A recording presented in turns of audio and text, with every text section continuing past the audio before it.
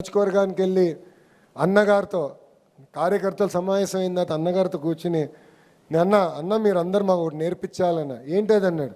ఎప్పుడు నవ్వుతూ ఎలా ఉంటారు మీరు అని అడిగారు. ఎన్ని కష్టాలు వచ్చినా నవ్వుతూ ఉంటారు, ఎవరు ఎన్ని ఇబ్బందులు పెట్టినా నవ్వుతూనే ఉంటారు, చివరికి మేము మిమ్మల్ని గట్టిగా ప్రశ్నించినా నవ్వుతూనే సమాధానం చెప్తారు. ఆ నవ్వు ఇక్కడున్న 1000 మంది మనందరం నేర్చుకోవాలని ఈ సభాముగా తెలియజేస్తున్నా. మన అధ్యక్షులే ఒక ఉదాహరణ. ఒక డివిజన్ అధ్యక్షుడి దగ్గర నుంచి ఈరోజు మనందరికీ రాష్ట్ర పార్టీ అధ్యక్షుడిగా దశాదిశ నిర్దేశం ఇస్తున్నారు. ఇది మన పార్టీ గొప్పతనం. అన్న ఒక మాట చెప్తూ, ప్రతిపక్షంలో ఉన్నప్పుడు మనం బాగా కష్టపడతాం, అహర్నిశలు పోరాడతాం, కేసులు పెట్టించుకుంటాం, తన్నులు తింటాం, అధికారం వస్తుంది. దాని తర్వాత మనకు ఒక జబ్బు వస్తుందండి. కోవిడ్ కన్నా ప్రమాదమైన జబ్బు అండి అది. కోవిడ్ కన్నా ప్రమాదమైన జబ్బు అది. ఆ జబ్బు పేరేంటో తెలుసా? గట్టిగా చెప్పండి. అలక. అలుగుతాం, ఇంట్లో పడుకుంటాం. నష్టపోయేది ఎవరు? ఆంధ్ర రాష్ట్ర ప్రజలు. మన 5 సంవత్సరాలు నరకం అనుభవించాం. 5 సంవత్సరాలు కేసులు పెట్టించుకున్నాం. ఇక్కడ ఉన్న వాళ్ళు చేతులు పైకెత్తండి. గత 5 సంవత్సరాల్లో ఎవరిపైన అయితే కేసులు పడినాయి ఒకసారి చేతులు పైకెత్తండి. సగం పైన ఉన్నారు, చేతుల కింద పెట్టండి. అటెంప్ట్ టు మర్డర్ చేతుల కింద పెట్టండి స్వామి, ప్రశ్న అడగలేదు ఇంకా. అటెంప్ట్ టు మర్డర్ కేసు ఉన్నవారు చేతుల పైకెత్తండి. ఓకే. ఎస్సీ ఎస్టీ చేతులు దింపండి. ఎస్సీ ఆగండి పని, ఇంకా చెప్పలేదు. రాజుగారు ఆగండి, ఒక 2 నిమిషాలు ఓపిక పెట్టండి, రెడీగా ఉన్నాం. ఎస్సీ ఎస్టీ కేసులు పడిన వాళ్ళు చేతుల పైకి ఎత్తండి. ఎన్ని ఇబ్బందులు ఎదుర్కొన్నాం.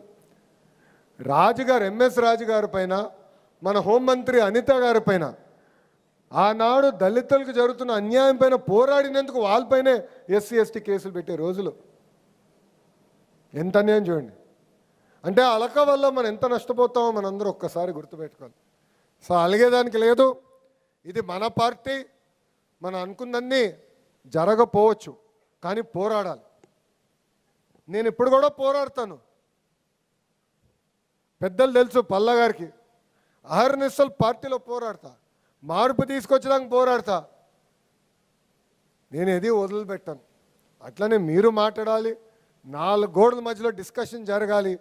బయటికి వెళ్ళినప్పుడు ఒకే నినాదం పైన ఉండాలి, అది జై తెలుగుదేశం, చంద్రబాబు నాయుడు గారి నాయకత్వం వర్ధిల్లాలి. మనం చూసాం, గుజరాత్లో 30 ఏళ్ళు ఒకే ప్రభుత్వం నడుస్తుంది, మధ్యప్రదేశ్లో ఒకే ప్రభుత్వం నడుస్తుంది, ఒరిస్సాలో కూడా మొన్నటి వరకు ఒకే ప్రభుత్వం నడిచింది. ఎంత అద్భుతంగా అభివృద్ధి చేసుకుని వాళ్ళు ముందరికి వెళ్తున్నారు. ఇది నాకు అన్న సమానమైన పవనన్న కూడా పదే పదే చెప్తున్నారు. కనీసం 15 సంవత్సరాలు కూటమి ప్రభుత్వ అధికారులు ఉండాలి, కలిసికట్టుగా మన రాష్ట్రాన్ని అభివృద్ధి చేసుకోవాలని ఆయన కూడా చెప్తున్నారు.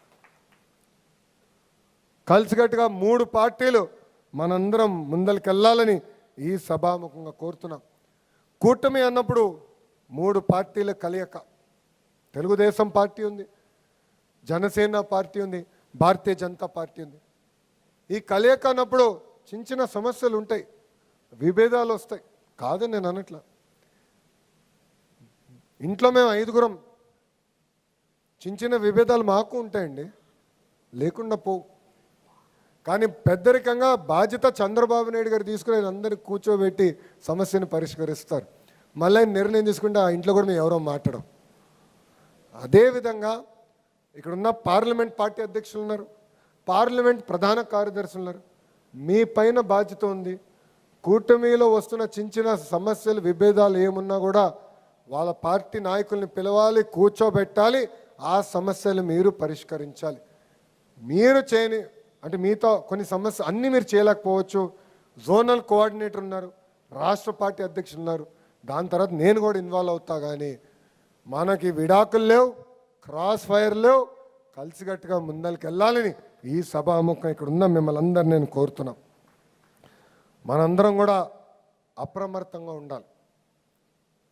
ఎందుకంటే పార్టీ పేజీల పేరుతో పార్టీల మధ్యన విభేదాలు సృష్టించడానికి వైకాపా నాయకులు ప్రయత్నిస్తారు.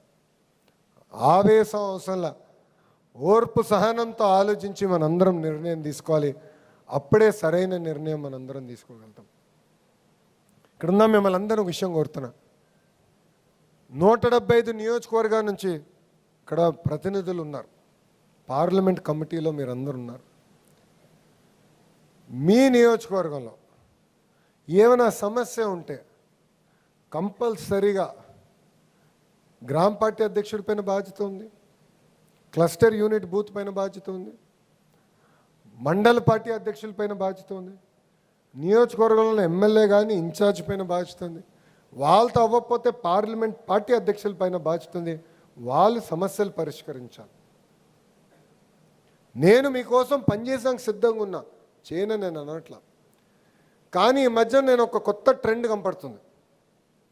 వ్యవస్థలో పనిచేస్తాం మానేసి వ్యక్తులపైన ఆధారపడుతున్నాం. దానివల్ల నష్టపోతుంది మన పార్టీ. ఈ భూమిపైన మనందరం శాశ్వతం కాదండి. ఈ భూమిపైన లోకేష్ శాశ్వతం కాదు. తెలుగుదేశం పార్టీ అనేది శాశ్వతం. ఒక వ్యవస్థ కింద మనందరం నడవాల్సిన అవసరం ఉంది. నిన్న గౌరవ ముఖ్యమంత్రి జాతీయ అధ్యక్షుడు చంద్రబాబు నాయుడు గారితో మాట్లాడుతూ ట్రైనింగ్ ప్రోగ్రాం అధ్యక్షులు రివ్యూ చేశారు. రివ్యూ చేసి బాబు గారితో దగ్గర నుంచి చూసిన వాళ్ళకి అర్థమవుతుంది, చాలా కష్టమైన పని అండి, అంత పని చేస్తాం, అంత తేలికైన పని కానే కాదు. నాకు 2 తోపీలని, ఒకటి ప్రభుత్వంలో చేయాలా, ఇంకోటి పార్టీలో చేయాలా. ఇంకా నా పరిస్థితి ఎలా ఉంటుందో ఒకసారి మీరు అందరూ ఆలోచించండి. అందరూ బాగా చిక్కిపోయారంటే ఆ దెబ్బకే చిక్కిపోయారా నైనా. కానీ ఆయన కింద పని చేస్తాం, ఆయనతో పని చేస్తాం, ఒక తృప్తి కలుగుతుంది. ఎందుకంటే అహర్నిశలు ఆయన ఛాలెంజ్ చేస్తారు, పనిచేసే వాళ్ళకి ఎక్కువ పని ఆయన పెడతారు. సో నిన్న రివ్యూలో మాట్లాడుతూ నేను అమాయకంగా గౌరవ ముఖ్యమంత్రి గారిని ఒక ప్రశ్న అడిగా. సార్, నేను పార్టీలోకి వచ్చి క్రియాశీలకంగా పార్టీలో వచ్చి 13 సంవత్సరాలు అయింది. అంటే 2013లో వచ్చాను, 13 సంవత్సరాలు పార్టీలో ఉన్నాను సార్. కానీ ఏనాడు పార్లమెంట్ పార్టీ కానీ ఆనాడు జిల్లా కమిటీని మీరు ఇట్లా పిలిపించి ట్రైనింగ్ ప్రోగ్రాం పెట్టినట్టు నాకు గుర్తులేదు. ఇలాంటి ట్రైనింగ్ ప్రోగ్రాం పెట్టి ఎన్ని సంవత్సరాలు అయి ఉండొచ్చు సార్ అని అడిగినప్పుడు ఆయన అట్లా ఆలోచించి కనీసం 2 దశాబ్దాలు అయిందని ఆయన చెప్తాం జరిగింది.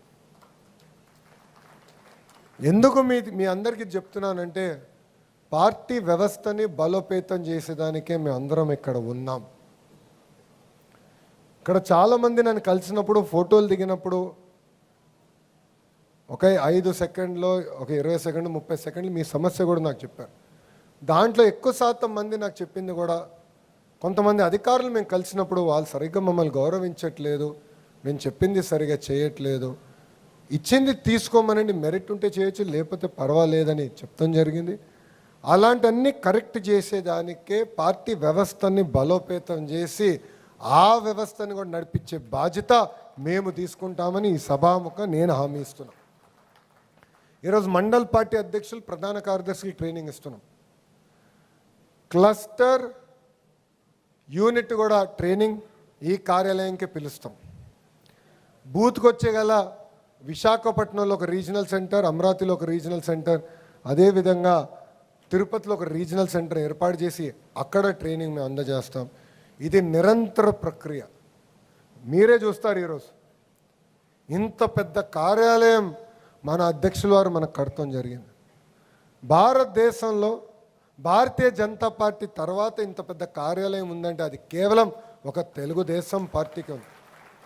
2,50,000 స్క్వేర్ ఫీట్ అండి ఇది. చిరంజీవి గారు మనం అంటున్నారు, సార్ బిల్డింగ్ చిన్నగా ఉంది, ట్రైనింగ్ ఇక్కడ చేయగలుగుతామా అంటే నేను అవుతాను, ఇక్కడ చేయలేకపోతే ఇంకెక్కడ చేయలేము గురువుగారు, మనం దీనికన్నా పెద్ద కార్యాలయం ఉండదు. ఏ కార్యక్రమం, పార్టీ ఏ కార్యక్రమం చేయబట్టినా ఈ దేవాలయంలోనే మనం చేయాలని నేను పట్టుబడతాం జరిగింది. పార్టీ వ్యవస్థని బలోపేతం చేయాలనే లక్ష్యంతో ఒక కార్యకర్తగా నేను పనిచేస్తున్నా. పాదయాత్రలో ఇక్కడ ఉన్న చాలామంది నన్ను కలిశారు. ఆనాడు మీరు ఒకటే చెప్పారు, అయ్యా కష్టపడింది ఫోటోలు దిగే వాళ్ళకి రెండింటి మధ్యలో మీరు గుర్తించాలి, కష్టపడిన వాళ్ళనే ప్రోత్సహించాలని ఆనాడు చెప్పారు. టెక్నాలజీ ప్లాట్ఫామ్ తీసుకొచ్చాం. ఆనాడు మీరు అందరు తిట్టుకున్నారు, ఈ ఓటీపీ ఏంటి, గొడవ ఏంటి, ఫోటోలు ఏంటని మీరు తిట్టుకున్నారు. ఈరోజు అది ఆధారంగా తీసుకునే ఈరోజు పార్టీ పదవులు కానివ్వండి, నామినేటెడ్ పోస్టులు ఇస్తున్నాం. మై టీడీపీని వాడండి. ఏ పని ఇచ్చినా, ఏ టాస్క్ ఇచ్చినా మై టీడీపీ ద్వారానే మీకు అందిస్తాం. దాని ద్వారానే మిమ్మల్ని గుర్తిస్తాం. అట్లనే ఉత్తమ కార్యకర్తలను కూడా ఈరోజు మనం గుర్తిస్తున్నామని ఈ సభాముఖం మీ అందరికి తెలియజేస్తున్నా. కొంతమంది అన్నారు పని చేసింది నేను, అవార్డు వచ్చింది వేరే వాడికంటే. స్వామి, ఆయన పేరు మీరు ఎక్కిస్తే నన్ను ఏం చేయమంటారు? ఈరోజు టెక్నాలజీ వాడతాం, మీ అందరికి వచ్చు. వాట్సాప్లో నాకు స్పీడ్గా మెసేజ్ పెడతారు. మంచి పనులు చేస్తే ఎవడో ఒక్క మెసేజ్ పెట్టాడు నాకు పొగడేదానికి, బాగా చేసినవరా బాయ్ బిడ్డ అని.